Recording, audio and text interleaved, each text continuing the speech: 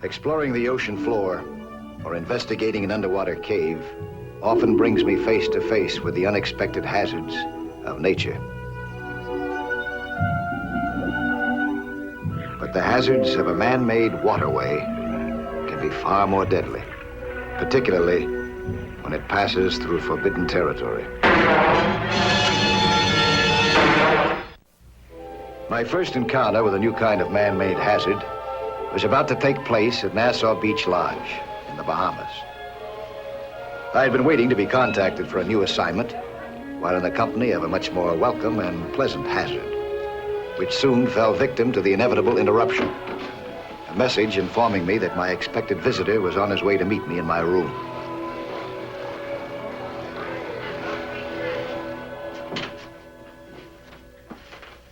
Mike Nelson?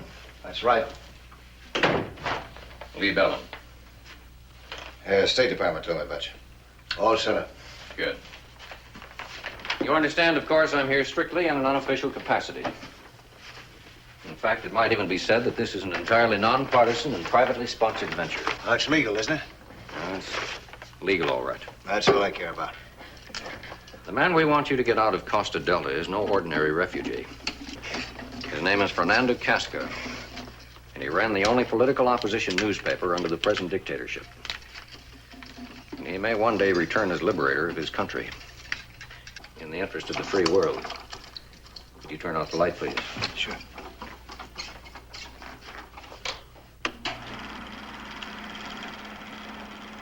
In the meantime, Casca sought political asylum in a friendly embassy in the midst of the city.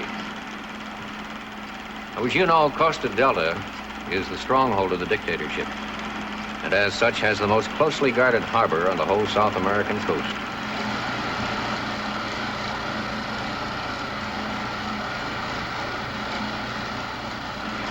Now, they can't keep Casca in the embassy indefinitely, yet it's only by a water route that we can ever hope to penetrate the city itself, right up to the embassy. Now, that's where you come in. Oh, I thought you said the embassy was in the middle of the city, not on the waterfront. Correct. But the larger part of Costa Delta is riddled with man-made canals like this.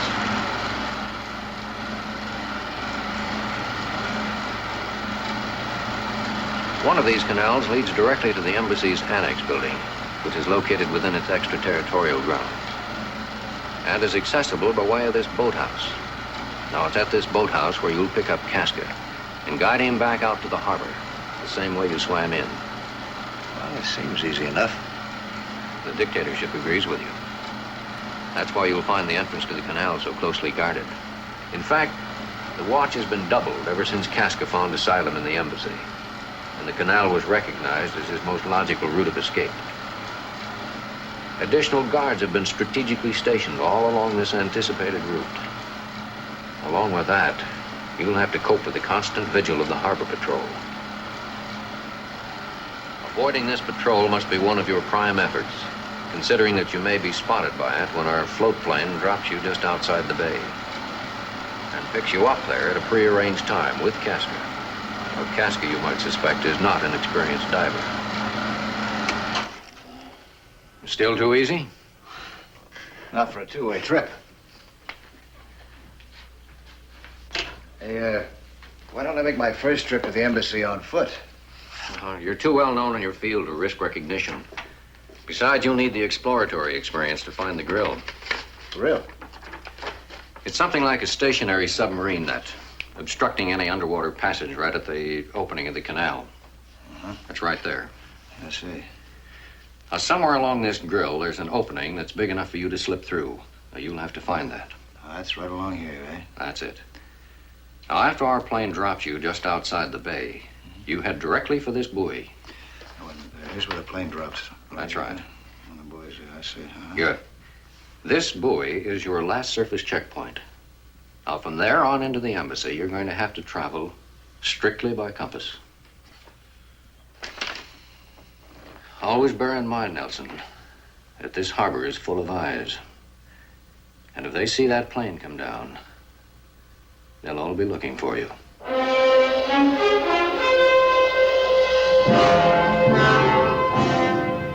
As scheduled, we landed off the coast of Costa Delta at 7 a.m. The plane was to rendezvous with me promptly at 3 that afternoon. If I wasn't there, it would take off without me. Or Casca.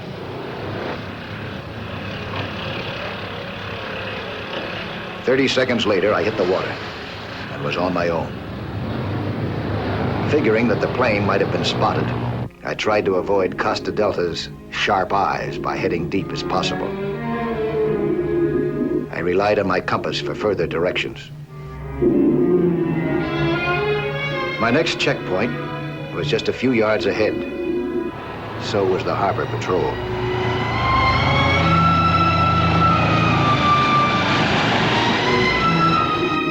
Fortunately, the water wasn't too clear. That helped conceal me from the surface.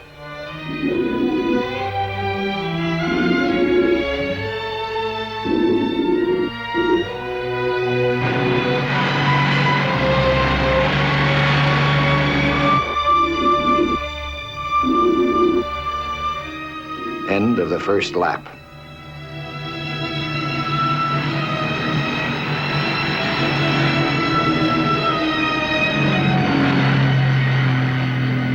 The next and toughest was yet to come, and clearly visible.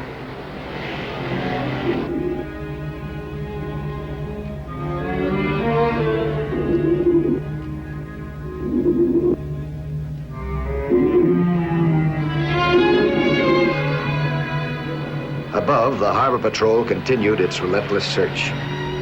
I couldn't even guess whether they had spotted my bubbles.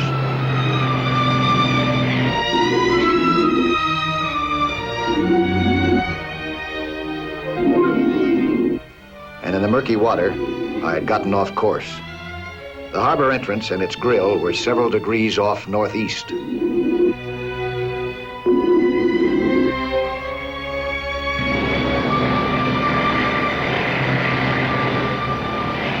By now, I had reached the seawall. End of lap 2.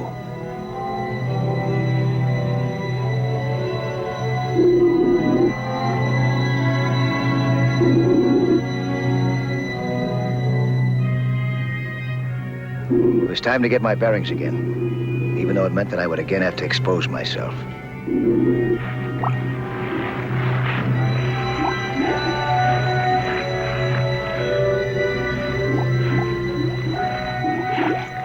The opening in the grill was supposed to be somewhere to the extreme left of the canal entrance.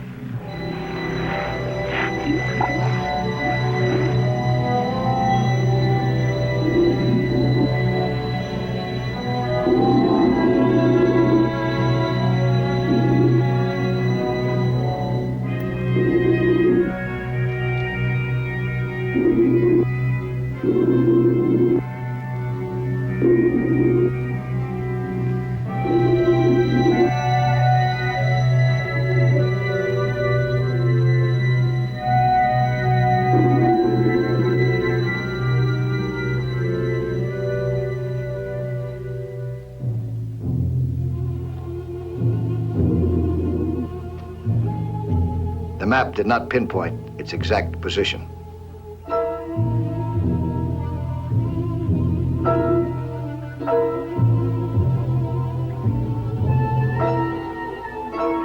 When I spotted it, I breathed easier, but not too heavily, I hoped, because my telltale bubbles could be a dead giveaway.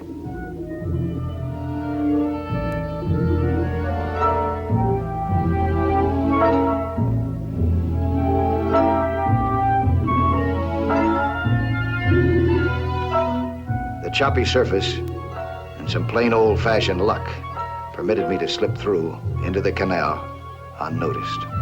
But from here on, security measures were even tighter. Every inch of the restricted area seemed to be patrolled with a fine-tooth comb. And even a small trail of air bubbles could attract a barrage of bullets, from which there would be no avenue of escape.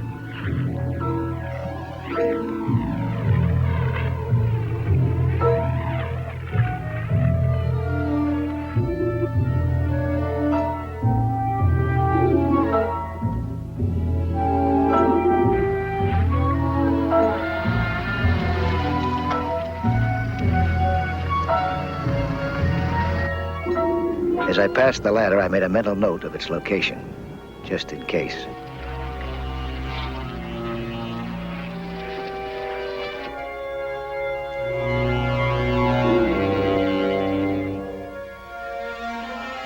The sentry had come too close for comfort.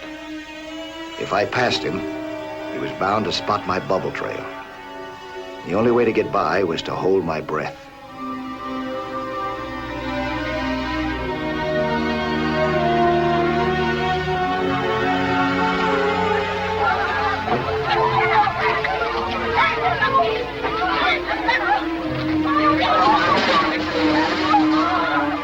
I was clear and free again, until some carefree youngsters decided to pick a spot just a few yards ahead for an impromptu swimming hole.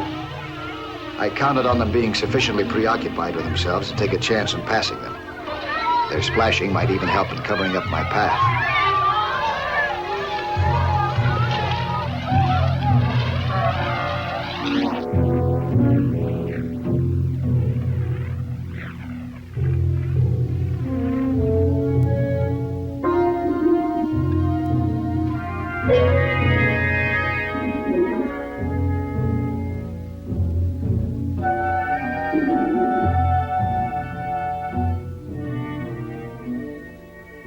I had reached the final lap to the Embassy Annex building. Was this my correct destination? Or could its description fit the one next to it? There was only one way to find out. Head into it.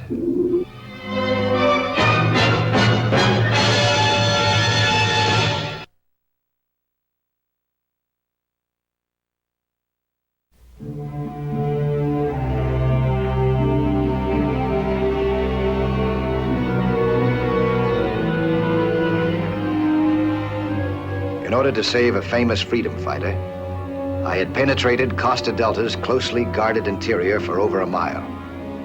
And yet I couldn't be sure that this was the embassy's boathouse, where I was to pick up Fernando Casca, the fugitive from the dictatorship. I particularly couldn't be sure, since there seemed to be no one there to meet me. And then it became quite obvious why. The boathouse doors were wide open, and a well-watched place like this was hardly appropriate for hearty welcomes.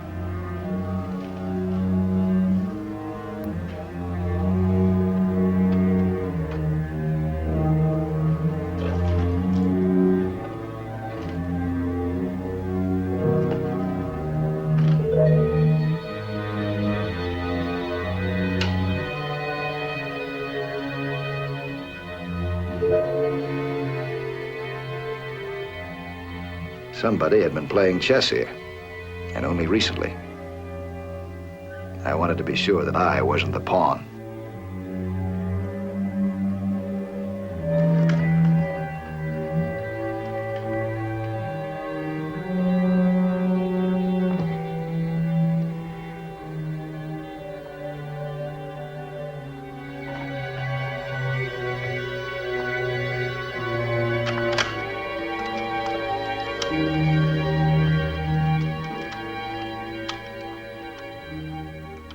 Going hunting, old man? Rather early in the season, don't you think? That depends. Who are you expecting? Mike Nelson, of course. You're 20 minutes late. You caused us some rather anxious moments, you know. I had some anxious moments myself. I'm Lloyd Shepard, military attaché to the ambassador. Are you? I am. As Mr. Casca will no doubt confirm.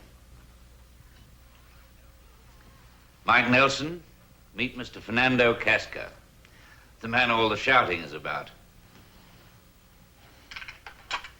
From what I understand, well worth it. It's a privilege, sir. Thank you. You took much trouble for one man. Well, you've taken a lot of trouble for thousands. You must be very tired and hungry.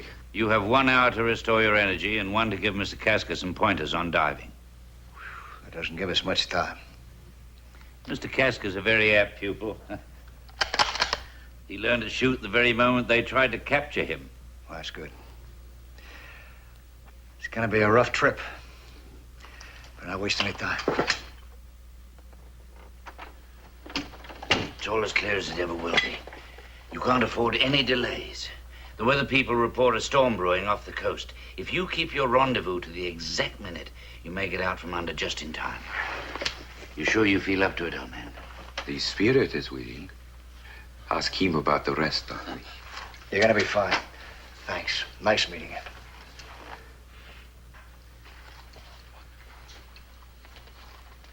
you. Vaya con Dios, old man.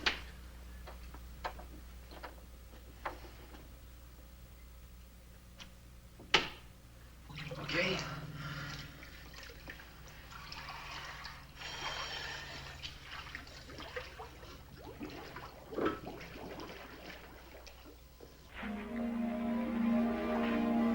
Once he got in the water, Casca handled himself well.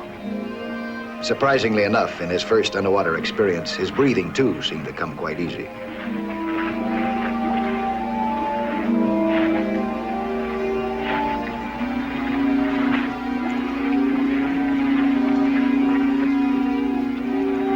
It seemed that all was going well, until I discovered that Casca's mask was full of water, that he was not able to clear it.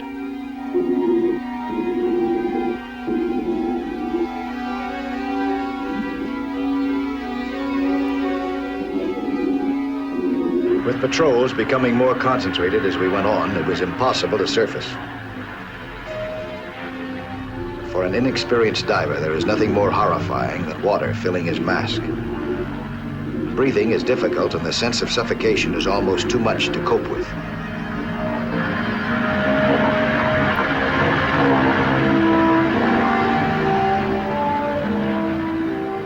In spite of his panic, Casca held on, fully aware of the even greater danger above. If we were to pass him now, without him seeing our telltale bubbles, we both would have to hold our breath. I tried to make Casca understand about it as best I could, but only shutting off his air for him would do the trick.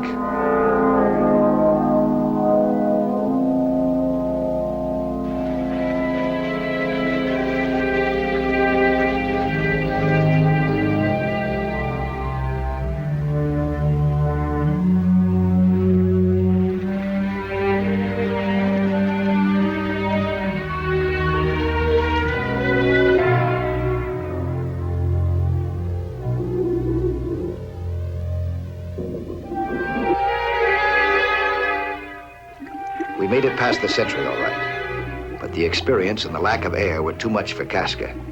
His mask was still full of water. Getting him to the surface immediately was the only way to save him from drowning. I remembered the ladder that I had passed once before.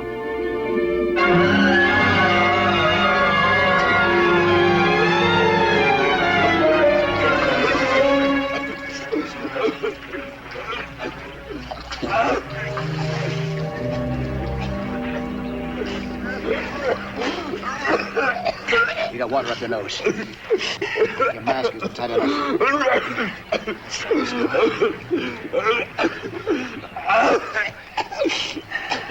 Oh, boy, huh? You're doing just fine. Now listen, if you happen to get any water in your mask this time, press hard on the side, this side. Roll over on the opposite side and blow hard. You understand? I'll try. You're doing just great now. That's fine. What do you think, huh? Did you get your breath? You want to go back now? See. Let's go. See.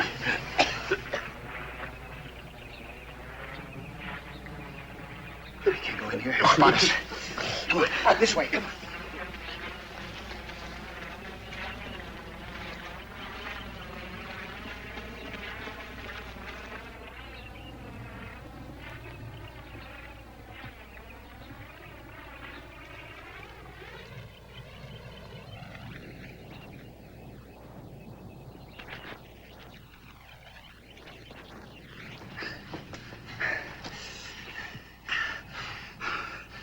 We'll get our breath.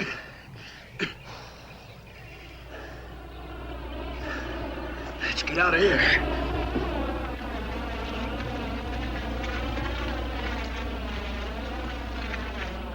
We're not to jump. From here? It's the only way. We jump with all these. Come on, we can do it. Okay. Hold that mask tight against your face. That's right, like that. The mouthpiece in. Bite hard on it. All right, boy, let's go.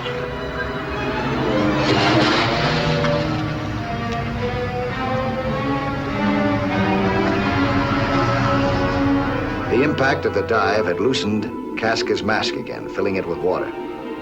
I was hoping that he could clear it.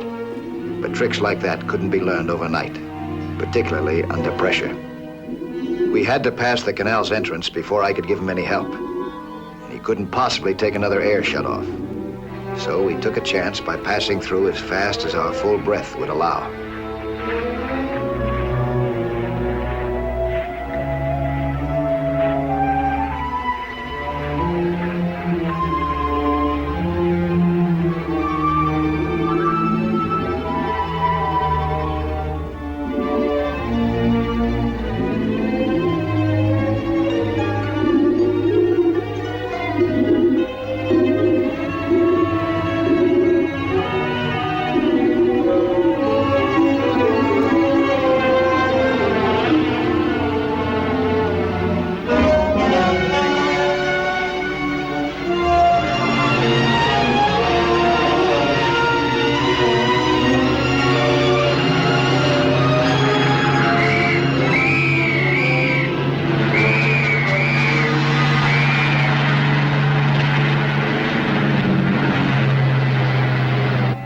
I was sure that a search for us had been started above and was being intensified every minute. But water serves as nature's finest camouflage. That had been the prime consideration in the original concept of this mission.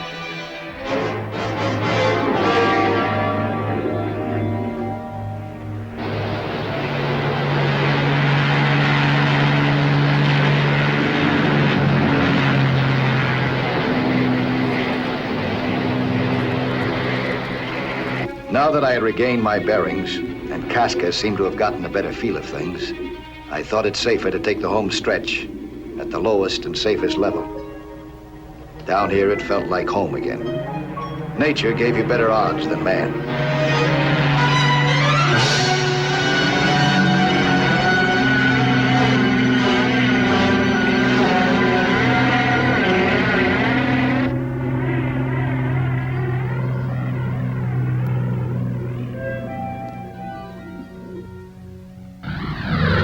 The rendezvous was on, with an unexpected reception committee at hand.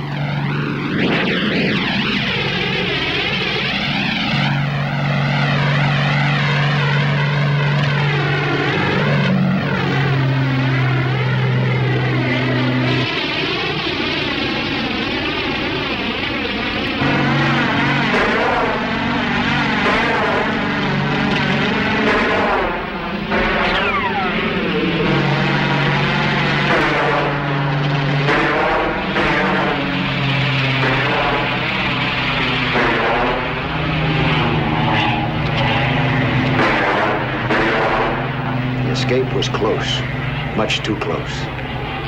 But for Casca now, the fight for freedom could go on. The fight that was only just beginning.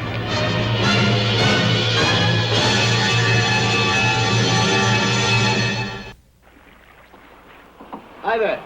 I'm Lloyd Bridges. Skin diving is certainly a lot of fun, and it's full of adventure. See some more of it again next week, huh?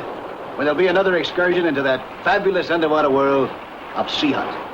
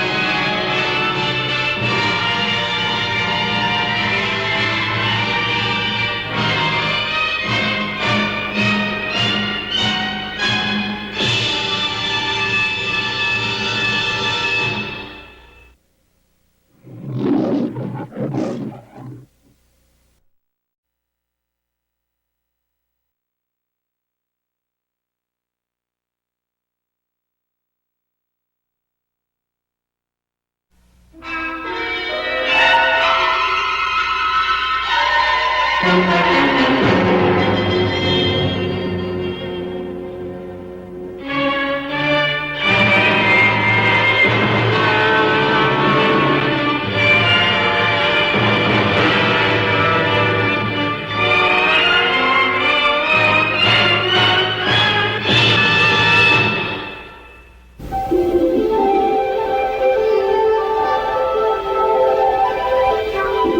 was down in the Bahamas with a camera looking for unusual angles, backgrounds, and subjects.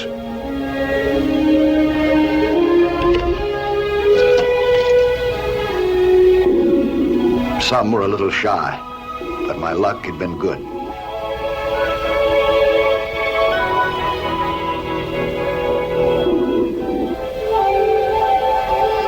Even so, I never expected to come across 4 beautifully outlined mermaids on the surface above me, much less to find them posing perfectly, as if especially for me. It looked exceptionally good from my underwater angle, so I got busy with my camera.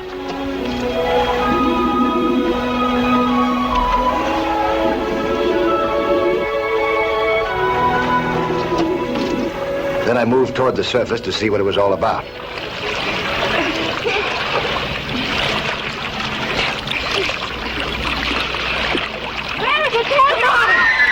Suddenly, my mermaids were swimming away from me, as if they'd seen a shark. It was a very strange change. What I hadn't realized was that they had seen a shark, me. And I was about to become tangled up in a brand new form of galloping grief. 4 well-shaped charges of exploding dynamite.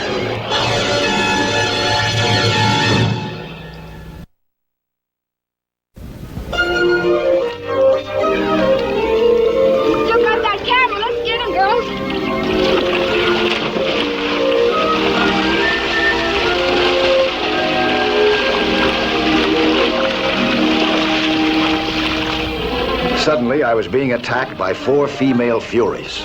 They swarmed all over me.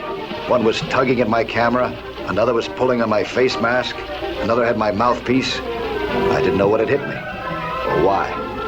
I couldn't very well fight back and remain a gentleman, or even get a grip on the situation.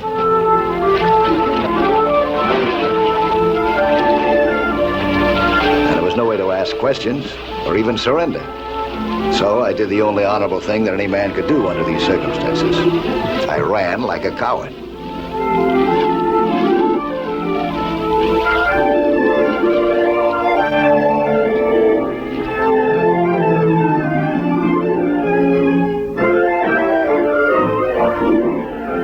But now I had to find out what this was all about.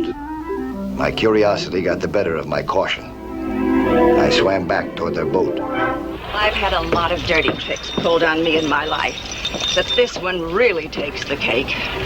Well, he's got to come up sometime. We can just follow his bubbles, maybe. There are some bubbles right there. Oh, there you are, you thief.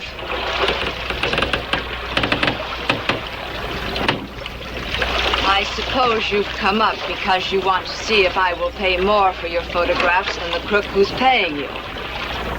Well, I will. How much? Slow down, huh? Let me catch up with you. Explain it, slowly. People like you always have their price. How much? I don't seem to be able to get through to you. I don't understand what you're talking about. Maybe your girls will be able to explain it to me, huh? Why'd you try to drown me down there? Just because I took a couple of pictures of you.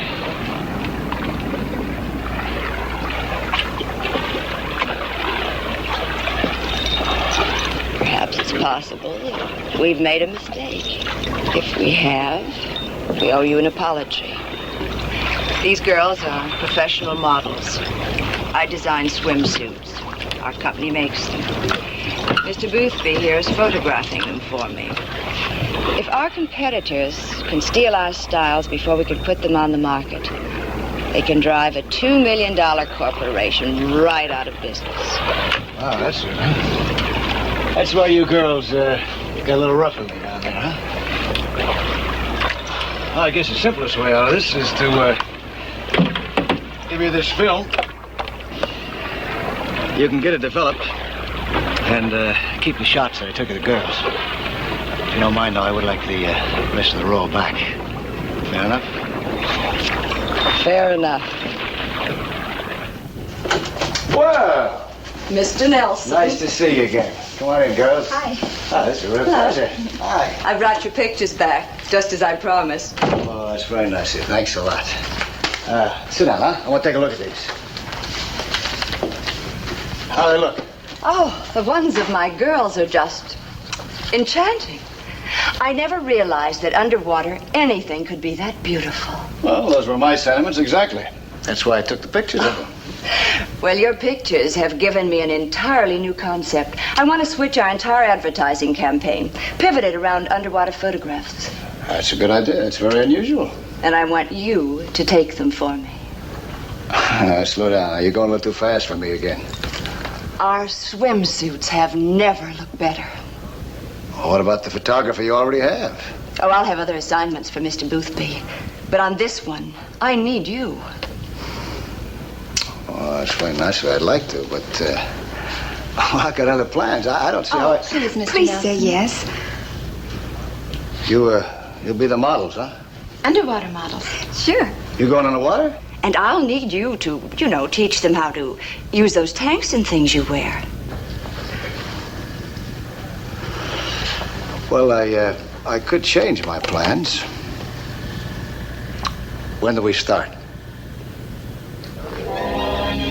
We started immediately, and by the second day, I had them underwater. Technically, this came under the heading of work, but you could hardly call it slave labor.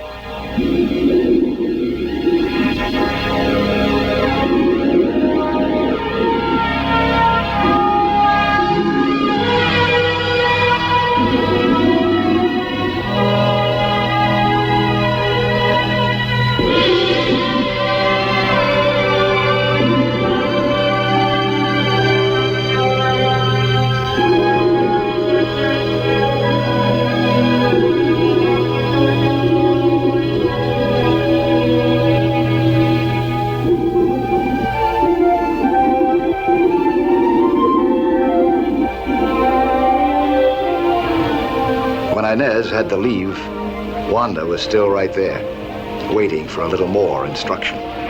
She was a very eager beaver. So I taught her how to share air in an emergency, what we call buddy breathing. And what a buddy.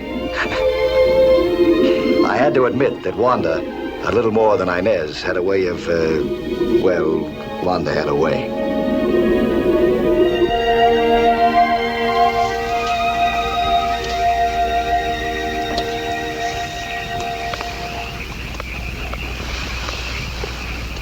That's so you know who you really belong to. You don't think I want to kiss anyone else, do you? Well, you better not. You really think you've softened him up? Believe me. Good, because I've got to do something soon. Richard Reales is getting mighty anxious about those pictures. And he's not a man to keep waiting. He used to be a racketeer before he went in the garment business. I think he still is. Honey, do you think it's worth it? Well, whether it is or not, I'm committed for $10,000. He's already paid me $5,000. Well, you're a skin diver. I don't see why you just couldn't tell Edie that you could go down and take the underwater pictures, too. I did, but she wanted Mike Nelson. I just couldn't change her mind. Well, whatever you decide to do, darling, be careful. I will. With your help, it shouldn't be too difficult. Next day, I started with Wanda and Inez on our first series of underwater photographs.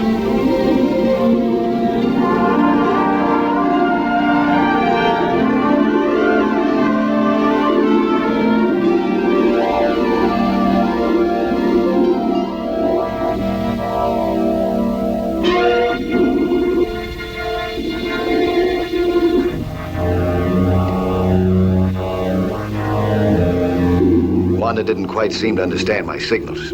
She kept doing the wrong thing. I was too busy to suspect that she might be doing the wrong thing deliberately to distract me.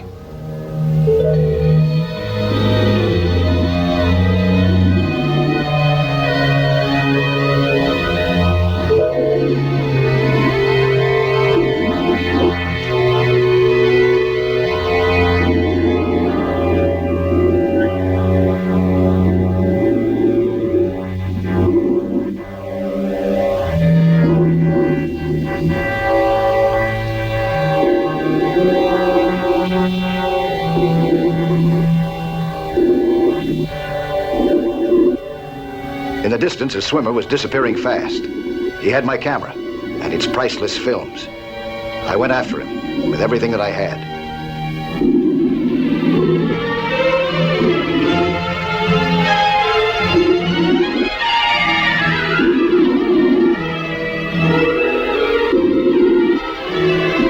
Despite his long lead, I began to close in on him. He realized that I was overtaking him and released the camera.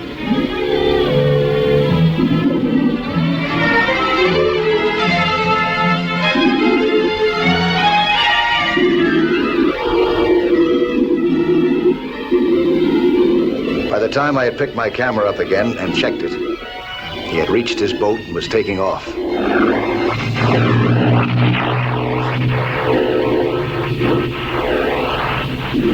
He had gotten safely away, but he had put me on notice. Somebody was willing to play rough to get those pictures. Somebody who probably was ready to play much rougher, if he had to.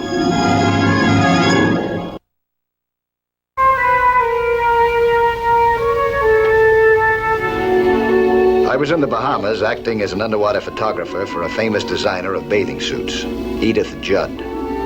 Style pirates were trying to spy out her designs and beat her to the market. An unsuccessful attempt had been made the day before to steal my films, but now everything seemed to have returned to normal. The girls were very cooperative, and the photography again was coming along exceptionally well.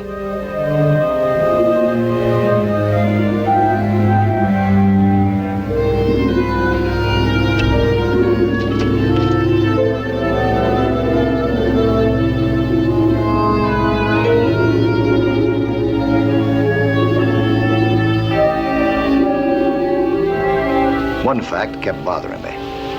Only two other people, beside Edith and myself, had known where we would be working the day before, Wanda and Inez. It seemed hard to believe that either one of them would sell us out. But now I was almost certain that one of them had.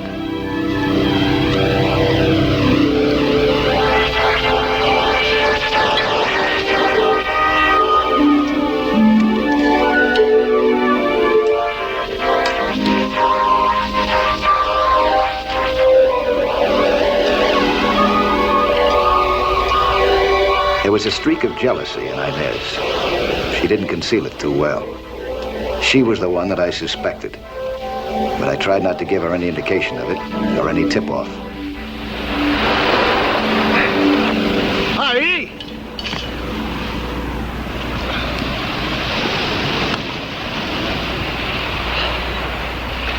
Oh, something wrong? You tell me, Mr. Nelson. Here's your mail. The hotel sent it down with mine. I'd like an explanation of that little package. It was returned because you didn't put enough stamps on it. Well, I'm waiting for your explanation. Of what? Of that name and address. Of why a package of film should be going from you to Mr. Richard Relis, my esteemed competitor. I don't know Mr. Richard Relis. I didn't send this. Oh, don't try to cover up, Mr. Nielsen. They're obviously pictures you've been taking for me. Well, it is your name and return address, right there in the corner. It's my name, but that's not my printing. I didn't put that. You're making a big mistake. Oh, no. I made my mistake when I dropped Alex Boothby, a man who's been working with me for years.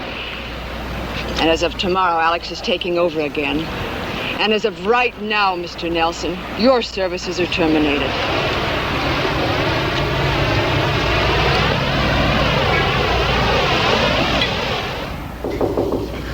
Come on in. Door's open. Mike? Oh, hello, Inez.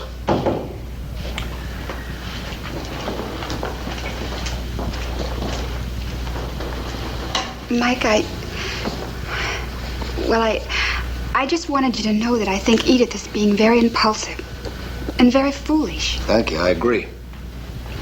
I'm sure you didn't do any of those things she said you did. That's right, I didn't.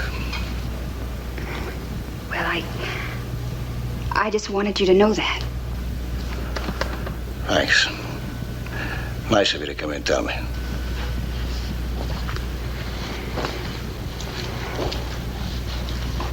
Mike, I wish you weren't leaving.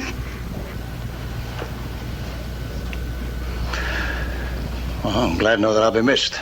Oh, you will be. But it's more than that. I wasn't afraid while you were here. I am now that you're going. What do you mean? What will you be afraid of? Oh, you mean on the water? Huh? You're gonna be all right. You're good on the water. Oh, I sure been wrong about you. What do you mean, Mike? That's not important now. What are you guys gonna do tomorrow, huh? You following my schedule? No. No more underwater. They've picked out a new place entirely. Some place Alex has picked out. Well, I think I'll change my mind. I'll be around for a while.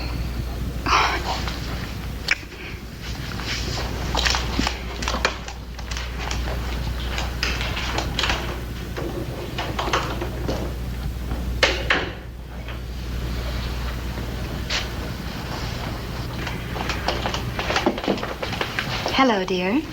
Hello. Been to see Mike Nelson? Yes. Nothing personal, I hope. That's really my business, isn't it? I hope it was yours, not mine. And if it wasn't, you could be a very unhappy girl.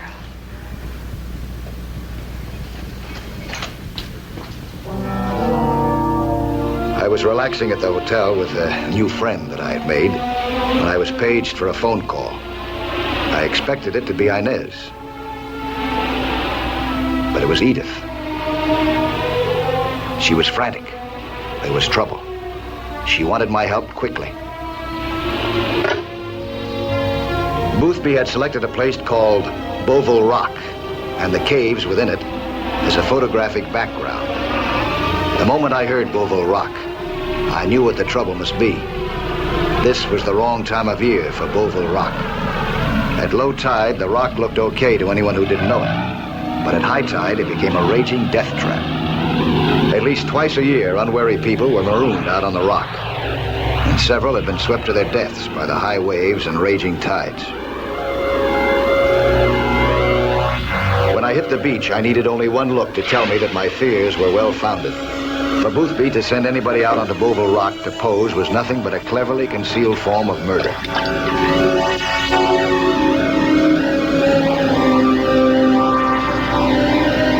Edith was on the beach in a state of tears and hysteria. Boothby and Wanda seemed frightened. And there, far out on the rock, cut off by the tide and the surf, was one lonely figure, Inez.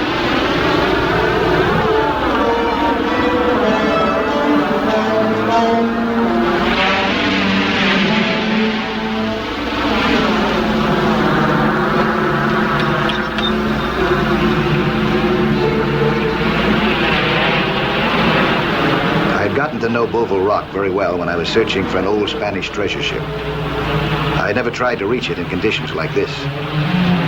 But many times you can move underwater when it would be impossible to survive up above.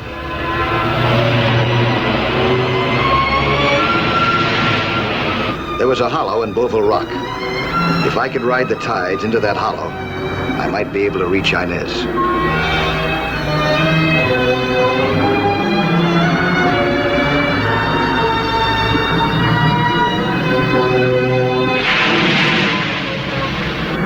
Now the currents were like octopus arms, twisting, pulling, tearing, tangling. I had to cling to whatever handhold I could find on the bottom to keep from being sucked to the raging surface.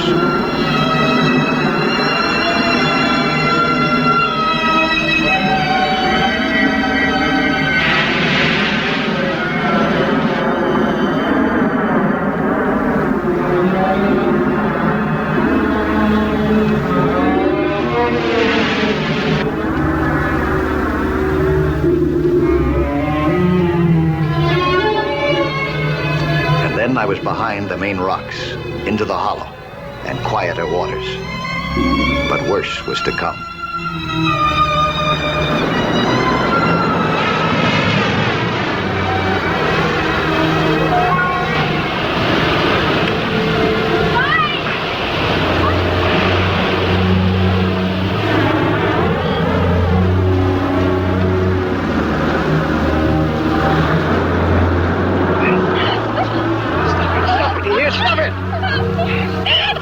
want to get back to shore, don't you? Huh? Don't you? Yes, yes. Then get a hold of yourself. Get a hold. Listen. Listen. We're going to have to share the same tank. You understand? There's a big current running down there. We may get separated. Mike, do you think I can make it? I know you can. Here, turn around.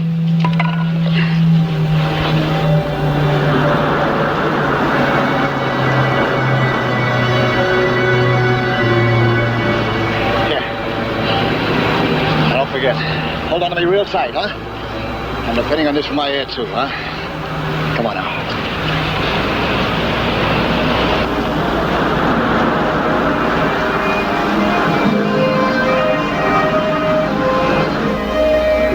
Getting in myself had been tough enough.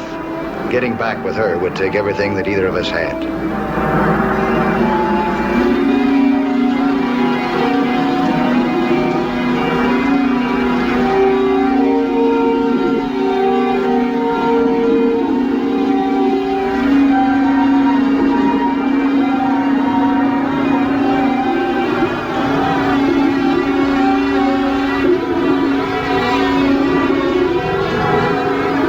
Forced our way along, sharing the air, hanging on to each other for dear life, until we were well away from the rock.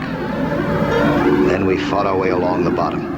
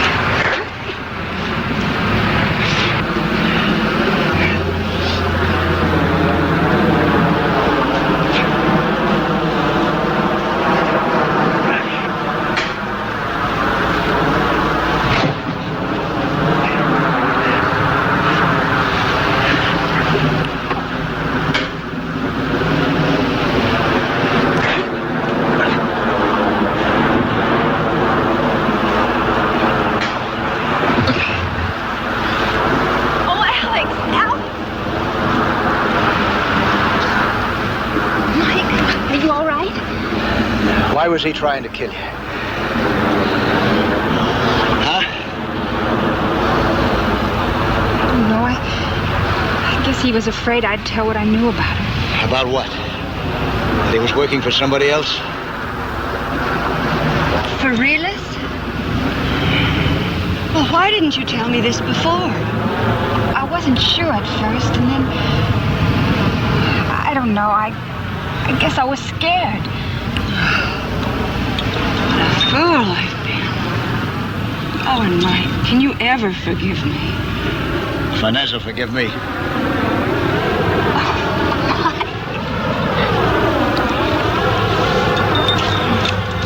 I got some unfinished business over here. I'll see you later.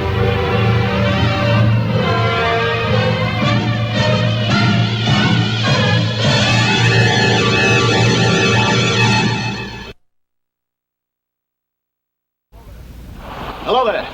I'm Lloyd Bridges. You know, 3/5 of the world is covered by the sea. And how little most of us know about that underwater world. Go below with us again next week, huh? For another thrilling adventure in Sea Hunt.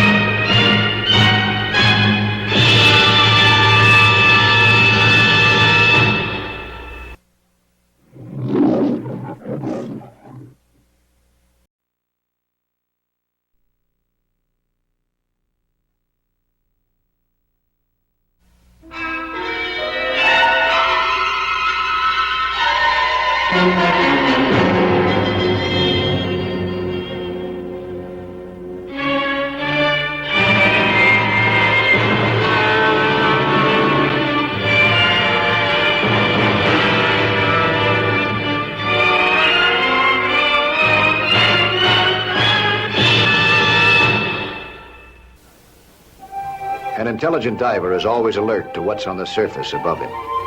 My own offbeat work has made me especially sensitive. I've almost been run down by speedboats.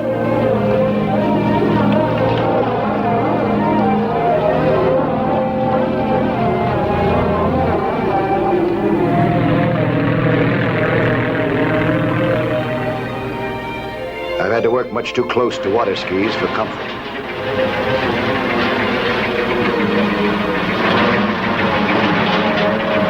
I've ducked the hungry jaws of a kelp harvester. And I've come close to being a pin-up boy, courtesy of a grappling hook. But I never thought the day would come when a rowboat on the surface would spell out as much danger as anything that I'd ever encountered. That day was almost the finish of Mike Nelson.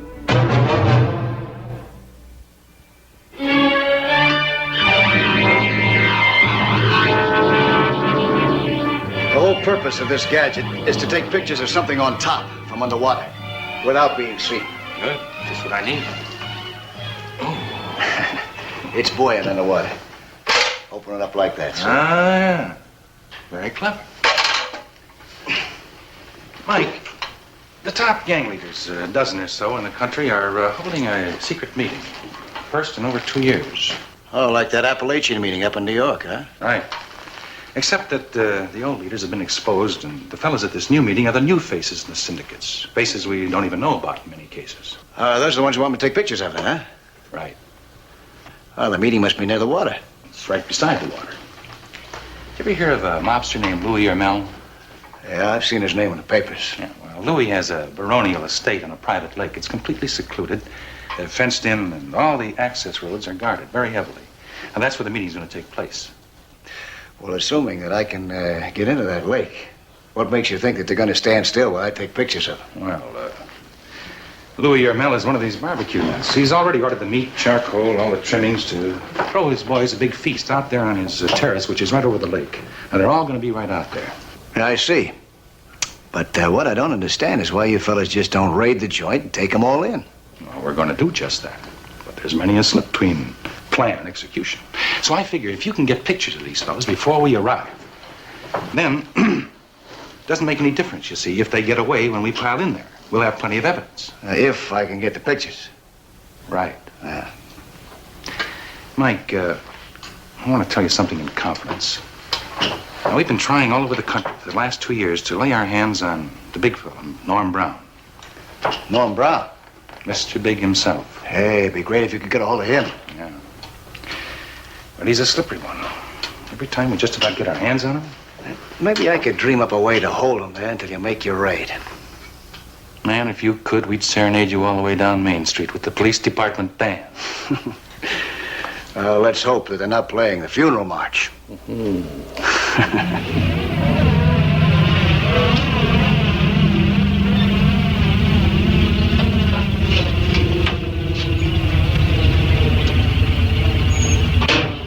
Stop for the barbecue. Yeah, the guy's been here before. Okay, you know where to drop it. Down by the edge of the lake.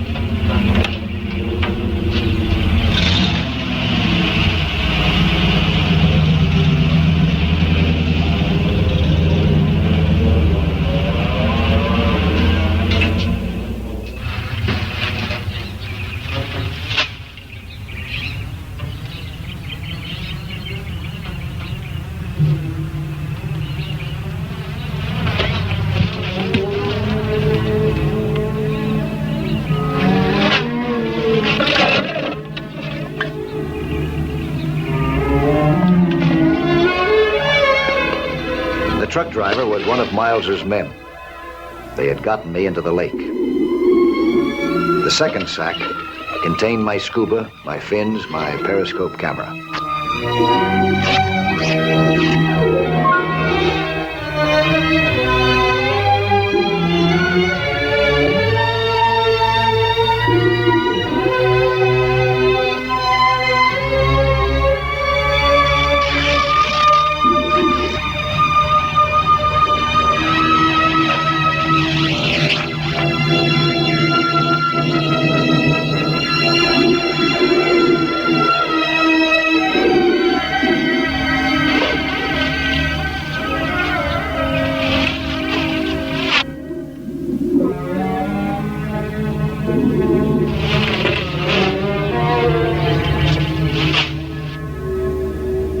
I also had a tiny radio signaling device. The police raid would take place at exactly 5 o'clock. But if I needed help, or if Mr. Big showed up, the raiders would move in the moment that they picked up my radio signal.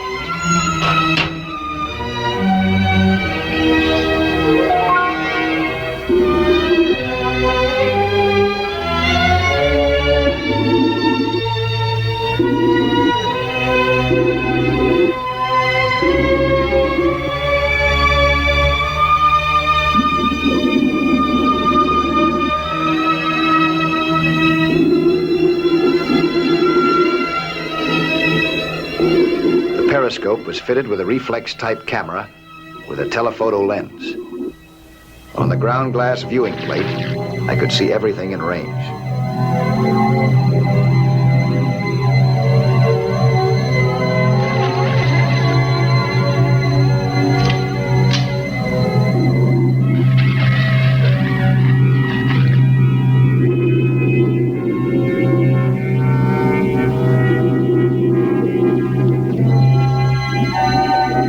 I knew there were lookouts and bodyguards all over the place, but I had been smuggled past these two. It seemed right that my first pictures should be of them.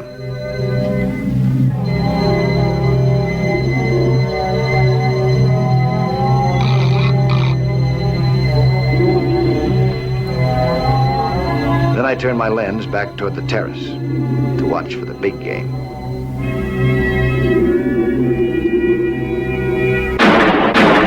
Bullets were ripping into the water. I had only one thought. I had been discovered practically at the start. I had to get back in the deeper water.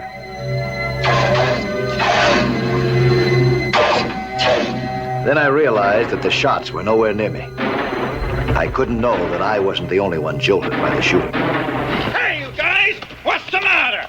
Just shooting at the ducks out there. You guys nuts? You'll have the whole place scrambling. Oh, just for kicks. Not with guests here. Cut it out. Sure, Louie.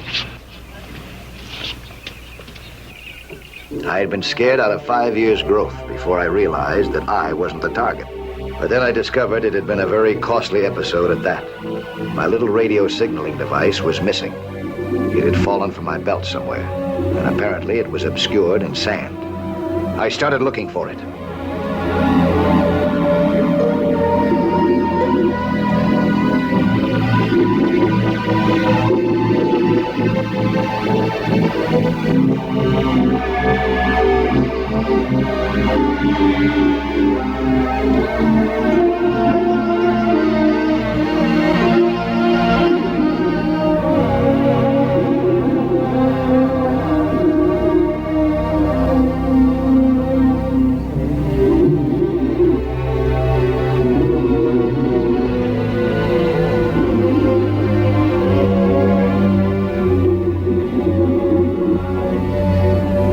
My search was fruitless, and I was wasting valuable time.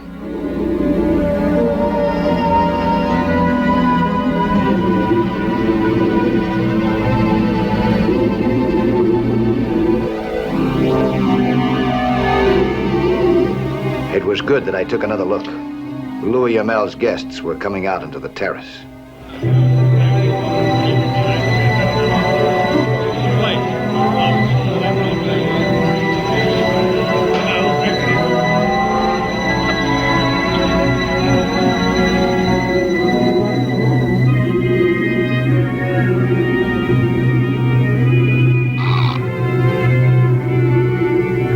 In my camera now was the hottest rogues gallery ever assembled. Everything that Miles and his crime busters had been hoping for.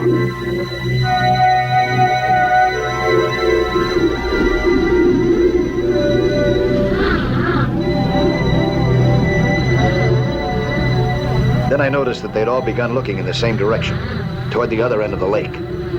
I swung my periscope around, just in time to see a small plane coming in out of nowhere.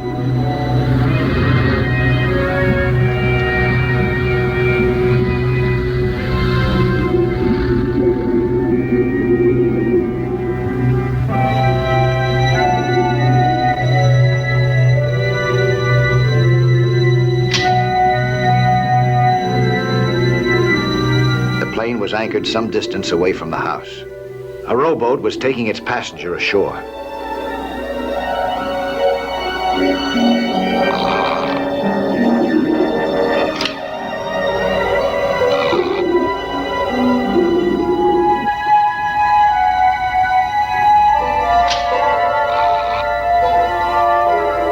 Anybody who ever read a newspaper would recognize him on sight. Mr. Big himself, the biggest prize of them all. He didn't know he was posing for some very candid camera shots.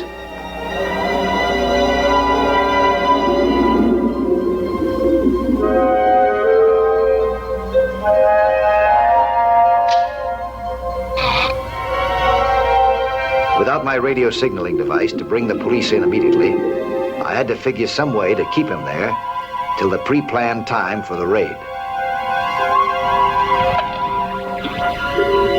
My best chance was to disable his plane. I had flown that type of plane myself. I thought I knew how to do it.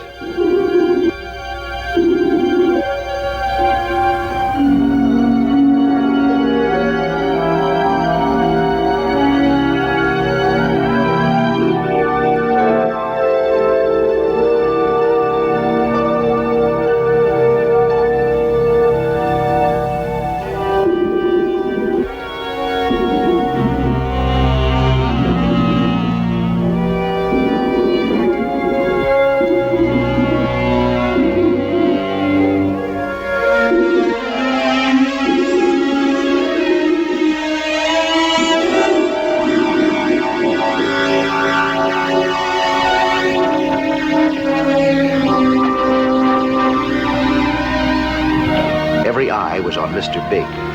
Nobody was looking toward the lake. I made my move.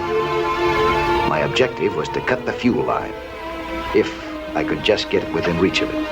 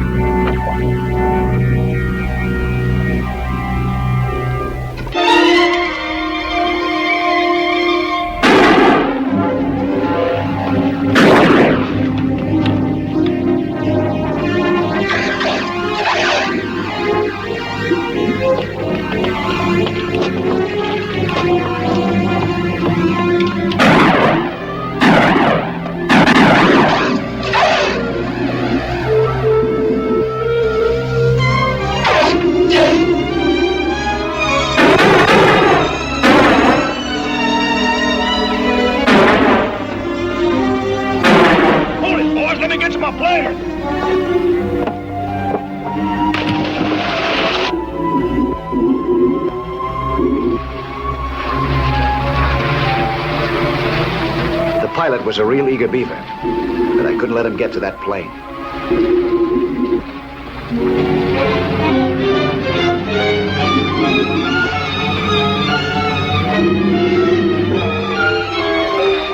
He fought hard, but the advantages were all mine.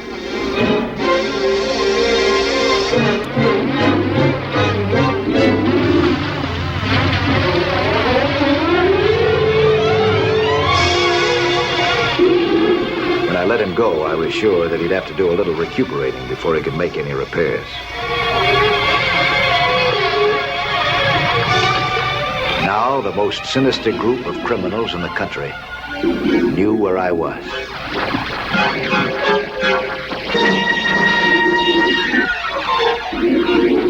I moved into the deep water in the center of the lake, where I would be safest. But for how long?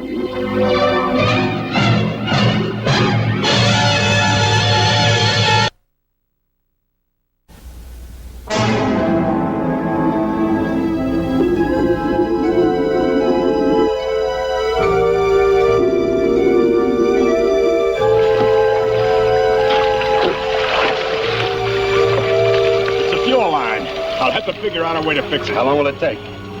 Can't tell. Well, get on it. I can't stay here. What about that guy in the water? He can't leave here alive no matter what. You put men all around here. Keep him in there. I'll take it. Both spinny. Into the rowboat. You got a machine gun? No, but I got a carbine. Well, you get it. Wait till I get it.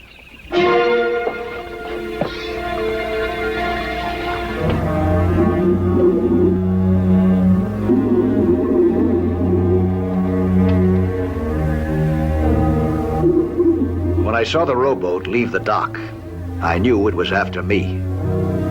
But I had to know who was in it and what their plan was.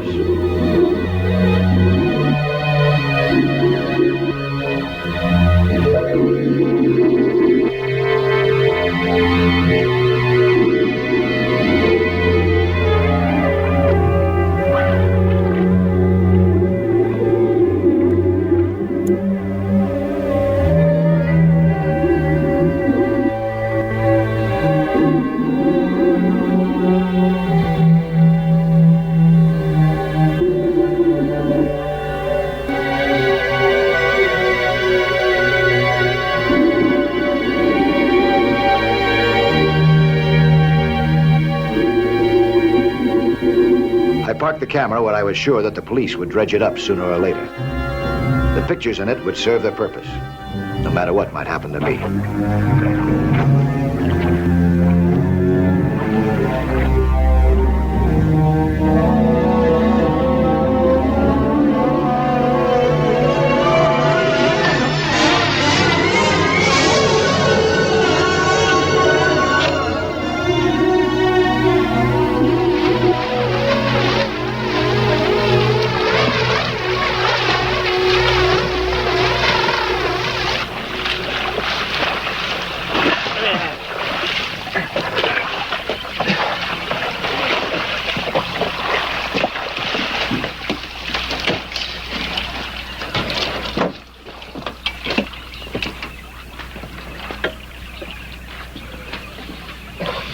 Look at him.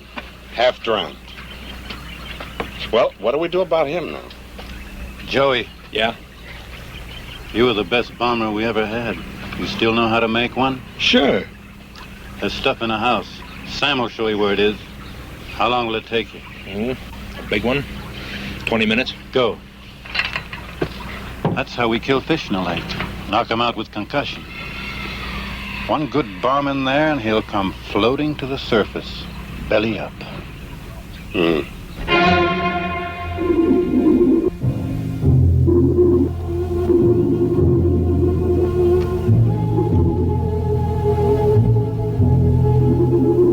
I didn't know I only had 20 minutes.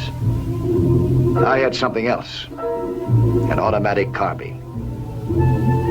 Water can disable a gun pretty quickly. And I was quite sure that for a little while longer anyway, it would still shoot.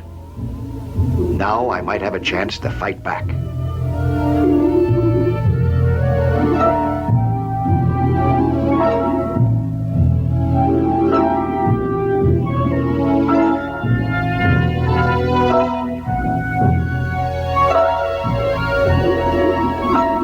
Time was running out for me, I was sure of that. If only I could find some way to communicate with the police, who were standing by for my radio signal.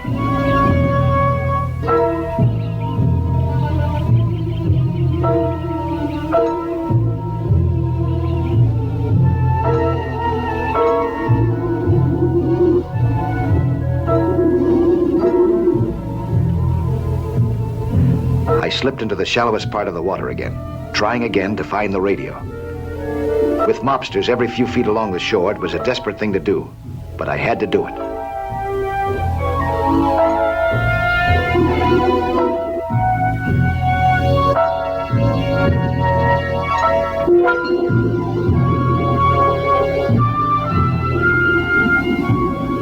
The radio device still eluded me. I gave up the search again.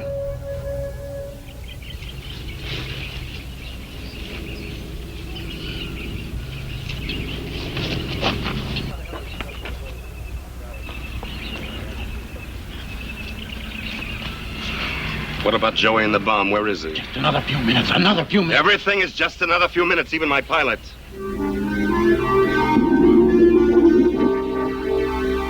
Every instinct warned that one way or another, they would get me if I just stayed put in the lake.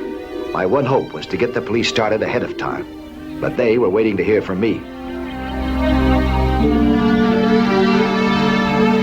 There was one other radio available on the plane itself. With the carbine to cover me, I might be able to get to it, provided that the gun wasn't too waterfoul to work. If it worked, I might take charge just long enough. I could be sure of one thing. If I was going to gamble on this gun, the sooner I got it out of the water, the better.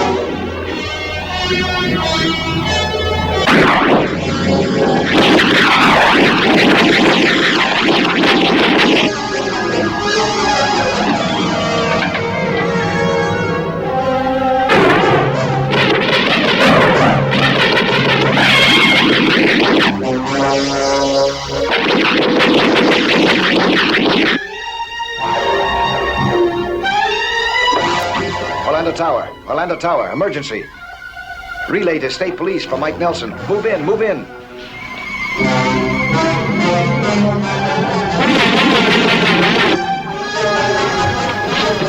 Repeat, state police for Mike Nelson.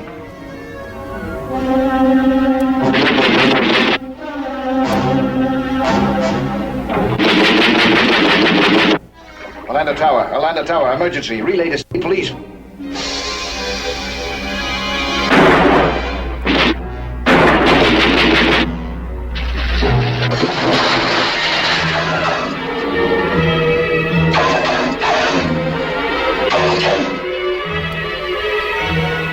I had no way of knowing whether my call had gotten through or not, but I didn't have long to wait.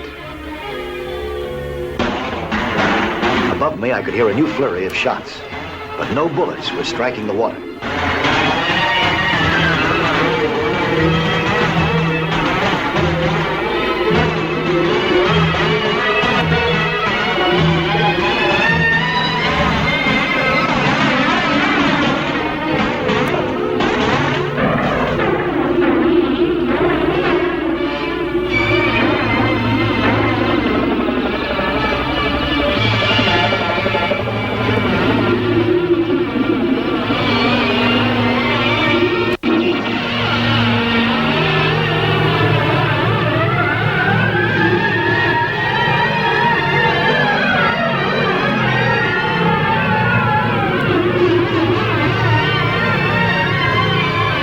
Police helicopters were converging from every direction, and police cars would be coming down every road. Mr. Big and company had attended their last barbecue for a long, long time.